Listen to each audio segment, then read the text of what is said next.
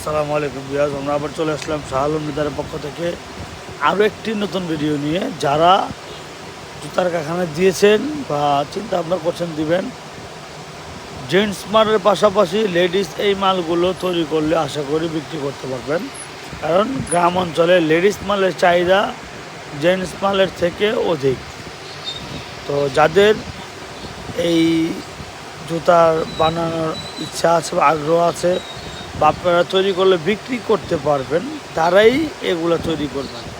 অবশ্যই ব্যবসা শুরু করার আগে আপনার এলাকায় জুতা চলবে কি না যাচাই বাছাই করে ব্যবসা শুরু করবেন। আর হ্যাঁ, অবশ্যই আপনারা মার্কেটে এসে প্রতারিত হবেন না।